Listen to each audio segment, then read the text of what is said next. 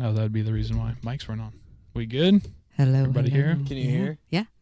Tight. All right, cool. We ready? Let's get it. Okay, cool. Wow, Ashley Flowers in studio. Hey.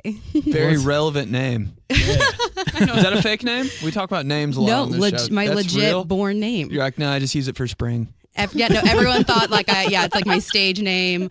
Growing up, everyone said it was a stripper name, but just my real name. Yeah. Ouch. I know. I'm trying to make it more than that now. For sure. Well, I mean, a lot of people know, but for those who don't know, Ashley Flowers is the host of Crime Junkie podcast. Yeah. It's just freaking taking over, man. I mean, everybody's listening to Crime Junkie. People want the true crime, and Ashley and Britt. Yeah, Britt. Ashley and Britt, they give it to you every week on Mondays. That's when the new episodes come out, right? You got it. Me and my fiance actually just listened to the one on Monday night about Timothy. Yes. That one was wild. So yeah, I gotta follow at not True Crime, at Crime Junkie. Yeah, at Crime Junkie Podcast on Instagram, at Crime Junkie Pod on Twitter. Yeah, just you pub the whole thing. Yeah, because I don't want to mess this. it. Okay, perfect. And then at IND Ash Flowers, right? Yeah, Indy Ash Flowers. Indy Ash Flowers. Okay, cool. So you're saying that you do the show from your spare room? Is that, and then, because it doesn't sound like you and Britt, I don't want to give too many secrets behind the curtain or anything, but how's that go down with you and Britt every week when you're putting it together? Yeah, we're really open about it. So she doesn't even live here. She lives like 2.5 hours away up in South Bend. Oh, nice. So we're on the phone having a conversation. We're recording 2 totally separate tracks.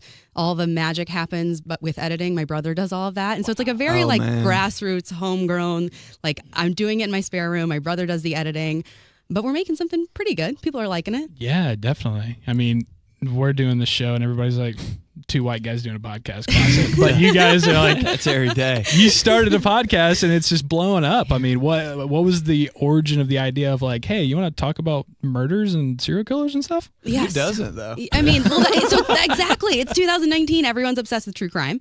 And I've been obsessed with true crime for literally ever. And I had, since 2014 when Serial came out, I had consumed every true crime podcast, like the really good ones, the really bad ones. What got you into just crime? Like, I swear, like there was no one thing. I just robbed a house when I was young. And from there, ever since. No, like my mom, like I grew up watching those geriatric murder shows like Matlock and Perry Mason. just like with your mom. Yeah, and so and classic bonding time. Yeah, like I loved the fiction stuff, and like I got to like 10, and I was like, oh crap, like all this is based on real stuff. Yeah, and I just always into it, always. So yeah, so I consumed all the podcasts, and I felt like there was something missing, and I was like, I think I can make what I want to hear, and I just decided to give it a go. Hell yeah! How did it catch fire? Magic. And like I busted ass to get it to like do that. It's been a lot of like guerrilla marketing, like straight up. I made like cards and would leave them everywhere. I used to travel for work. Every rest stop I was in, I was leaving cards. I was leaving stickers. Like where? Just like on the... In the bathroom. Like I knew women were my audience. Wow. So in the women's bathroom. Like right in the back stalls. of the door? Yeah, I would tape it to the back of the door. For real? Oh, for real. Like, I mean, very like boots to the ground marketing. Damn. I did some paid social marketing. I did a lot of paid marketing or advertising on other shows, a lot of cross promotion.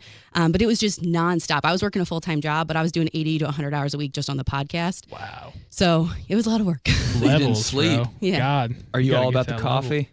No, not a ton of the coffee. No, I don't know. What do you do? How do you do it? How do you stay awake? I mean, I just love it. I don't even think about it, like, because I'm constantly, I'm laying there thinking about all the things that I have to do and want to do. So I might as well get up and just do them. Yeah. So every week you have either a missing or a murdered case that comes in. So, I mean, how do you decide, you know what, this week we're going to do this. This week I'm going to put all this research. Like, where do you even find all this? I know this is the internet, but like Google. I mean, Wikipedia, or is it just straight up? No, God, no. Yeah, that would make us one of the podcasts I don't love. Yeah. No, I mean, everything is found online. So we're not investigators. We're not journalists. Like, I'm a storyteller. So I'm compiling everything that's out there into like a digestible 30 minutes. Yeah. A lot of what I get, though, is like from news articles. I love finding old news articles that are scanned or I have to go to the library to get, because that's meaning I'm probably going to get something that no one else is talking about. Some movie shit. Yeah. So all of it's just compiled, and it's just whatever kind of case I feel like talking about. Or the case we did today was just super relevant because it was in the news. They thought there was this big break. It didn't turn out to be. be. So again, really all based on feeling. I know what I liked to hear as a crime junkie. I really think of myself as my audience. And I think that's why I've been able to like connect with them so well. I know what they want because they want the same thing I do. For sure. So are you paranoid all the time? Like freaked out? Well, we call it pre-paranoid, like being pre-paranoid because you're prepared, but you're also just kind of crazy. Paranoid. Yeah, also kind of paranoid. I'm not. Like, again, with our show, I think a lot of what people love is that like we're like learning something from it. Like, what are all the things you can do to prevent this from happening to you? Yeah. So I'm not super paranoid, but I know a lot of our listeners are. Yeah, you guys do that to me every week. I swear. Me and Riley, my fiance, will listen, and then like the next day, I see like a guy walking on the street next door. I'm like, well, hold up. You just don't know. Yeah, let me get in between you. You just don't know. Remember what Ashley said? It's getting weird out here. What is it? Be weird, be rude. Stay alive. Stay alive. It's the motto, right? Is it hard to do a podcast like that with somebody that's not in studio? Like to have like a real good conversation with your co-host that isn't there? I think it would be hard if it wasn't her. So her and I were born on the exact same day. We've been friends literally since birth. So, I mean, we have just like this crazy like friend connection that I think it makes it really easy for us. If I tried to do it with anyone else, I'm not sure that it would work. Yeah.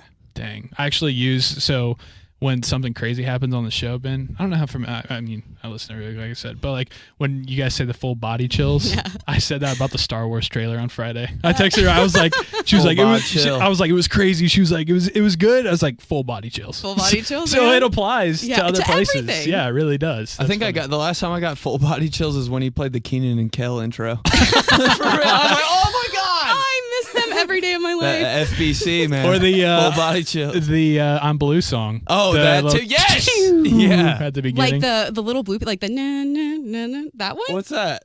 The I'm Blue song? Is that what you're talking about? I'm blue. What were you singing? I was like, is that the Smurfs intro? No. Because we're talking about this. I don't know how familiar. I mean, She's obviously like, you're familiar, but this. What are we doing here? This very beginning, Ashley. Yeah, here we go. Oh no way! No, you missed it. Damn it! That's full body chills for me. Yeah, that's high for sure. So you went to Arizona State. I just did. found that out today. Yeah. But you are a Notre Dame fan, or are you a Notre Dame fan? Totally. Grew up in South Bend and then went to Arizona State. So diehard Notre Dame fan. If they play Arizona State, I still root for Notre Dame. But what took you out there? You know how people have FOMO? Like I have whatever the opposite of that is. Like the minute I find out everyone's doing something, I want to do the exact opposite.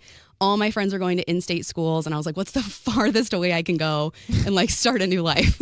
So that's what I did. It's like top 5 party schools every year since 1998. Always. That's awesome, man. That's great. Yeah, I feel that. I mean, that's kind of what our show is a little bit. Like, it's kind of express law. Grain. Yeah, we call it one of our express laws. If somebody's done it first, you can't do it again. Exactly. Kinda. Yeah. Well, yeah. Just like do something different, have a different experience. Like otherwise, my story would be the same as everyone else. For sure. So, do you have a favorite serial killer or like case or anything? Or cereal? I'm a big Golden Grams person.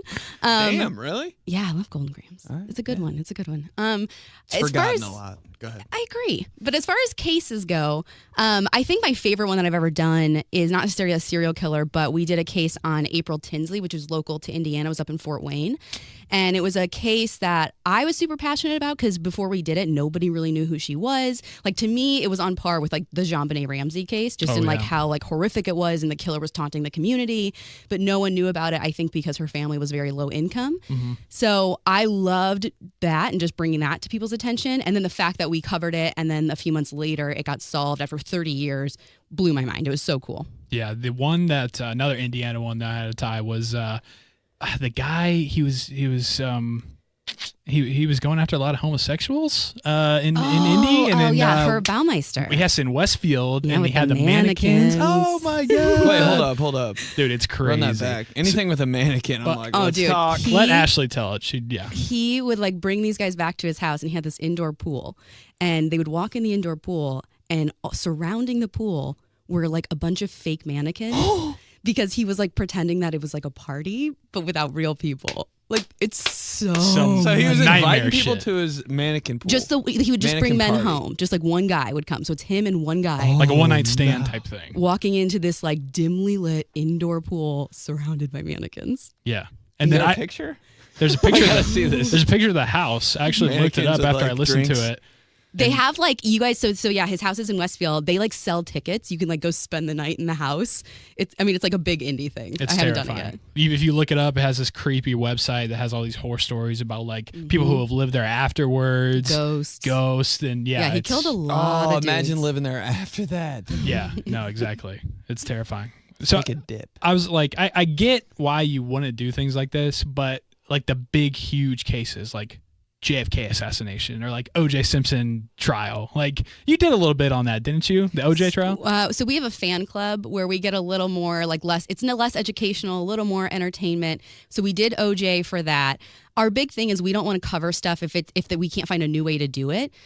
So when we did OJ, we actually presented another theory that's like, well, what if he didn't do it? Wow. But it was a good, well-received episode. It was interesting. And then like Lauren Spear too. I know the that's number one most requested episode we ever get. I'm trying to find a way again to do it in a different, unique way. I actually reached out to her family. Like they really have no interest in us doing it, so that also makes me feel weird. Yeah. Our families in general, are they like, thanks for bringing more of a light to it, or are they kind of like, I don't feel comfortable with it? Yeah, Lauren Spear is the only one I ever reached out to like preemptively, only because I reached out to them before I ever had the podcast. Every other time, family has reached out to us afterwards, and every other time they've just been really happy that we're still talking about their family member, whether they're missing or their killer's still on the loose, or even just still talking about them, after they're gone. For sure. Yeah. Well, I think we want to play little thing, crime or no crime. Crime or no crime. Okay, I'm interested. We want to run some things by you since you're the crime expert, obviously. Ben, do you want to start? Obviously. Okay, well, we can go here. Okay, crime or no crime? Sleeping in socks. Oh, I'm going to go no crime because I love sleeping in socks. Wow, I'm the oddball out here. I What is love going sleeping on? in socks. Dang. No, you have like. I thought that was so. When he said it a couple shows ago, I was like, "What is wrong with you?" No, the best thing is like you go to bed in your socks and then you like get like nice and cozy. People and are then, like, throwing up right now. Kick them off in the middle of the night, and then your feet are. Oh, nice I can't do that, dude! I can't do that. So you like do both? Yeah. When I lose a sock in the middle of the night, it's over. I'm already so mad. One cold foot. I mean, it's very and the other one's intentional. always halfway on your foot. Yeah, no, that happens. How are you cold though? You got blankets on and dude. shit. It's just I don't know. Feet are just always cold. Never had warm feet. Crime or no crime? Dipping chicken tenders in Coke. You're an absolute serial killer if you do that. Yes. What is that? Ben was trying to say it. It's just like, oh, I could see it.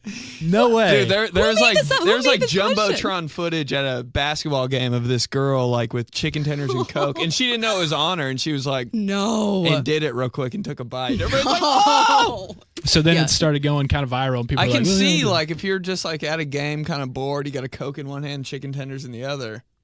I can see that happening. It totally ruins the chicken tender and the Coke because then all the but breadcrumbs you know are that fall going off. in. Oh. You're not thinking going in like this is going to be the next thing. You just want to experiment a little bit. Dude, I mean, no, she needs to be on a list somewhere. Absolutely not. Stuff at games is too expensive anyways too because then you got to go get another. All right, What a forget waste. it, man. Forget it. All right, maybe go. one bite. All right, Can you fine, give me fine, one bite? fine. Oh, The first one bite. Coke bite. I will not concede. One Coke bite. The first bite. Give me one bite. All right, go. What if it's Dr. Pepper? All right. Crime or no crime? Foot out the window when driving. These No are all crime. about feet, by the way. Yeah, still no crime. Like I'm like we just did a trip across the country. Like let those puppies Just breathe. both your feet just No, well, I don't know about both of them. flapping. Just No, I think cars Ben's flying saying away. like while you are behind the wheel, not in the passenger Oh, seat. oh. Yeah, like how? right foot on the gas, hand on the wheel, left foot out the window. It's just there. So would do Have you that, seen man. that? I feel like that's got to be like violating some kind of traffic laws. Oh no, Yeah, I've I'm very seen it. safe. That feels like reckless driving to me. I think I would do it, but I always think if I got in a wreck, that'd be like the most painful way to go out. I Your would- leg is on the table right now, It so just- I fully believe that. It would just snap I your sleep leg in in socks, half, dip dude. chicken and Coke, and I drive with my foot on the window. Man, you're nuts. All right, couple more from me. This one's a little bit different. Crime or no crime? Grown men wearing jerseys with someone else's name on the back. To a game?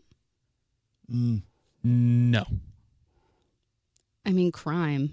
Like, if you're not going to a game. I mean, I know that you guys are sports guys, but What if you're watching the game? fair. What if you're not there but you're watching the Yeah, game? no crime. What if What if it's a Wednesday? What if it's a Wednesday but like it's like half price drink Wednesday and you're like going out? I mean, are you wearing like you? I feel like you're taking very like offense to this. So like, whatever you want to do, I have a jersey on under a shirt. You do you. You do you. I have no offense. I just Keeps breaking it down. It's a topical thing. I just like to hear when I get home from work. Yeah, to me, to me, jerseys are meant to be like representing games, or if like even if a game's on and you're not like at it. Otherwise, I mean, you gotta own another shirt. I hope. Yeah, for sure. It's okay. crime. Ben, you got a few more? Using ellipses in text. Like, hey, you coming down for dinner? ... Is that a crime or no crime? No crime. I own the ... Oh, wow. So you're just leaving people hanging. I mean, maybe not. Explain it. I mean, maybe not in text, but like I know when I write scripts, like I ... is everywhere. It's big for pauses and to be able to break it up for sure. It just never looks good, you know? You're like making me want to go back through all of my text messages. Because I agree, like maybe it's not the best thing. I don't think I use it a ton in text messages, but I use it a ton in my writing.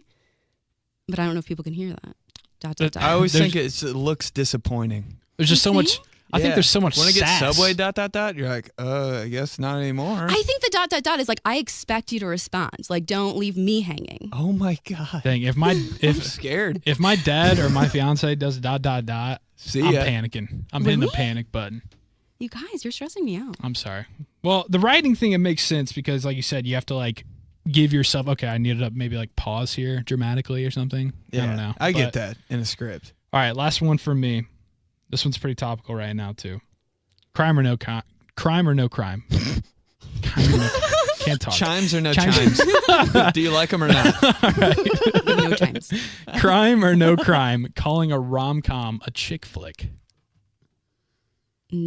No crime. Is that a thing? Are people worried about this? Netflix, like UK last night, tweeted a whole thread about why it needs to be outlawed calling rom-coms chick flicks.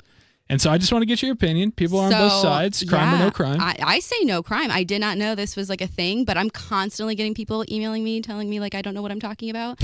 So, chick flicks is fine. I say chick flicks. Just like everybody relax, kind of. It's a chick, yeah. Like, can we just like take a pill and watch a chick flick? Like, let's calm down. Ashley gets it. I don't know why they take it. Come on, Netflix. You got one more? Okay, yeah. Crime or no crime? I might have two here. Okay, crime or no crime? Eating pizza with a knife and fork. Crime. That's serial crazy. Killer? Yeah, that's crazy. Why would you need a knife? Like, unless you're like an actual child. I went through a little phase. Oh my god. What if it's? Of course you did. I went through a little phase. The pizza was too hot. You know, and then I dipped it in my coat. It made me feel good. Right. What if it's a little too hot? Or Or if it's a little too big? You know, sometimes it's a lot that to fold it up. Mall pizza's like a kite. Like you, for real. But then you can just fold it. Like the only time I can see folded pizza. I don't like folded pizza, but I would fold it before I eat it with a knife and a fork. Unless the only time I can see using a fork is if it were like a deep dish and there's just like a boatload of cheese. Exactly, I could see that. Yeah, a bunch of toppings. It's like, do I want saucy pizza. fingers? That's I don't want saucy knife fingers. and fork pizza. Yeah, because that's more of a pie. It's a pie. It's a pizza pie. Pizza pie. That's literally a pie. You would fold though. Over the a fork. Martinsville fold. Yeah, I'm not a big. I don't enjoy folding. To me, it kind of I'd rather have a sandwich. That's called a calzone, but I'd fold before I go up to the counter and get a knife and a fork. Yeah, that's fair. With your NFL jersey on on a Wednesday after work. All right, cool. Well, Ashley, appreciate it. I'm glad we finally got to go on the same page, and thanks for the time to be able to come in studio. It's awesome. Again, all the things that I stumbled over at the very beginning. Crime Junkie podcast. Just have her do every it, dude. Monday. Go ahead, take the rest. Yeah. You can find it Apple, iTunes, Spotify. We're on Instagram at Crime Junkie Podcast, on Twitter at Crime Junkie Pod, or the website crimejunkiepodcast.com. Hell yeah. And what is it again? Be weird. Be rude. Be weird, be rude. Stay alive. Motto to live by. Ashley, thanks. All right, y'all. Thanks, guys.